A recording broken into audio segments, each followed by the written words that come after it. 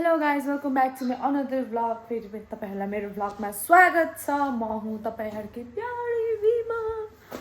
आज चाहिँ नयाँ न्युज लिएर आएर छ। न्युज चाहिँ यो हो कि हामी नेपाल जाँदैछौँ।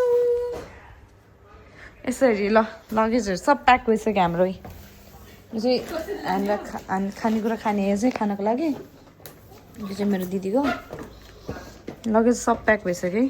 अब जाने हाम्रो चाहिँ बेलुकाको 8 बजेको फ्लाइट छ। 2 वर्षको कडा मेहनतपछि हामी फेरि पनि नेपाल जाँदैछौँ। नेपाल जाने हो धेरै दिनको लागि होइन, घुम्नको लागि जानु लाग्यो। पहिला मान्छेहरू नेपालमा घरको लागि जान्थे, अब हामी घुम्नको लागि जाँदैछौँ गाइजहरू। घुम्नको लागि यही हो आउटफिट अफ द डे। यही लगाउँछ यो टी सर्ट अनि त्यसपछि ज्याकेट। यो ज्याकेट छ यहाँनिर, यो ज्याकेट छ। यति जान्छ नि त। यो लुगाहरू चाहिँ प्रायः नेपालै पर्ने लुगा हो, त्यही भएर यो लुगा लगाएको। अनि त्यसपछि कपाल चाहिँ यस्तै हो, बोक्सी यस्तो कपाल। फिजान जानेवाला मौसम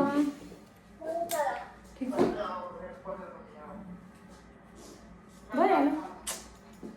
यतिको जाने कान कुन कता के छ, ट्रान्जिट कता छ, के छ सबै देखाउँछ गाइजहरू तपाईँहरूलाई।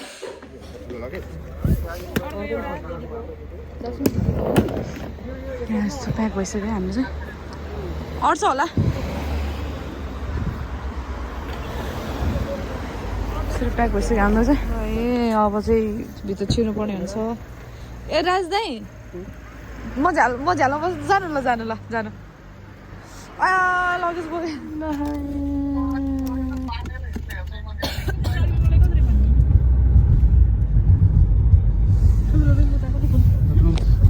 मात्रै होला र त्यस्तै हल्ला दिदी कहाँ जानु लाग्यो?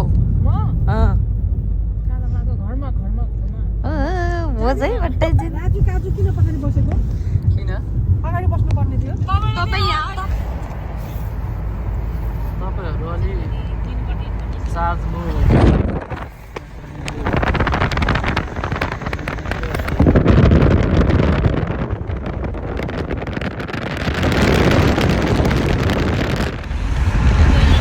टर्कीकै मासु खाने हो, टर्की हुँदैन। या इज मे ड्रिम ओबो हेराइको ओबो म सिस्टर। अलि यता भित्र आइज त सल्लाह दिदी देखाउँछु कि ओबे सलिना अन इमम यदान सिस्टर। यता हेर्नु त लक्ष्मी अहिले बोक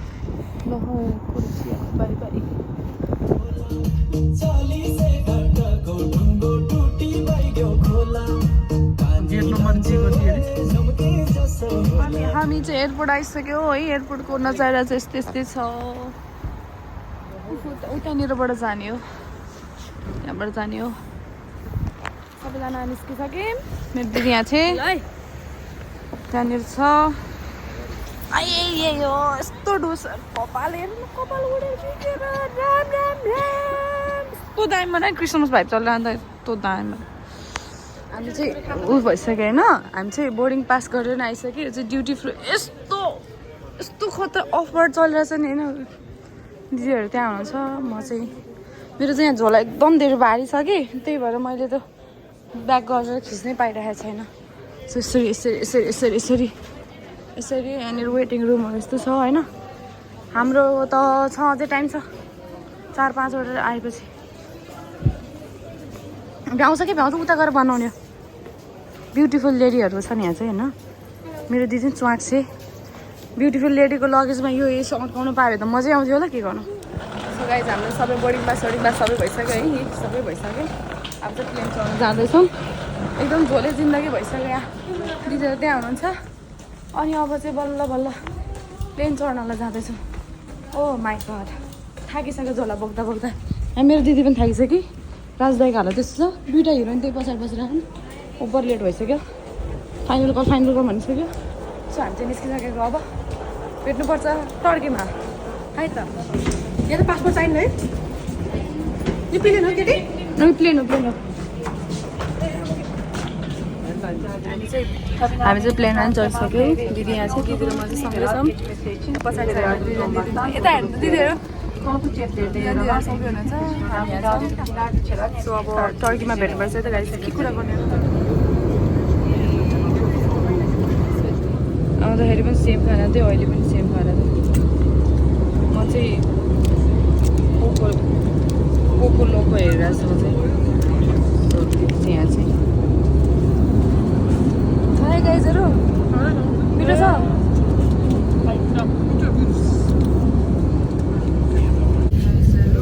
टर्की आइसक्यो टर्की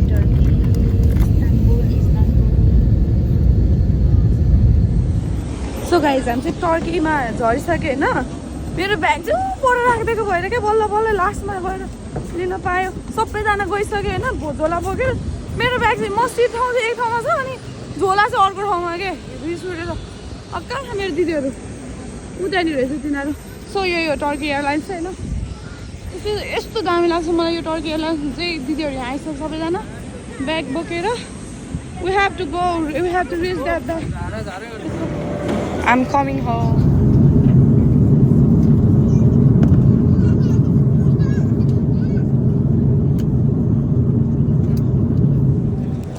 जिन्दगीमा फर्स्ट टाइम यस्तो एक्सपिरियन्स गर्न पायो हाम्रो लगेजै आएन टर्की एयरलाइनबाट जतिजना हामी टर्की उता क्रोएसियाबाट आएको कसैको पनि आएन कि लगेज छैन फेरि फाइल के भरेर भोलि फेरि आउनु पऱ्यो विदेशबाट आएको रे चक्लेट केही पनि छैन हामी कहाँबाट आएको हामी इन्डियाबाट आएको राजदै कहाँबाट आउनु भयो तपाईँ you came from bro last बिचोक धन्नु लक्ष्मी दिदी तपाईँको लगेज धन्नु अगाडि नलग्यो भने आयो भनौँ न नत्र त धन्नु तपाईँले ह्यान्डब्यागमा अलिकति चक्लेट हाल्नुभएछ ल एटलिस्ट त्यही भयो नि चाख्नु ल यही चाख भन्न पाइयो नि त भोलिसम्म हामीलाई त घरतिर हेर्न आउँछ न ल आएछ भन्दै के छ तिम्रो भनाइ हेर राम्रो देखेछ के कुरो सुन्नु मेरा परिवारका कहानी भोलि कतिखेर आउँछ रे भोलि यही टाइममा आउँछ अरे सल्लाह गरेर आरामले यही बेलामा आइपुग्ने कि अगाडि नआउने यतिखेर त लगेज आइसक्छ नि त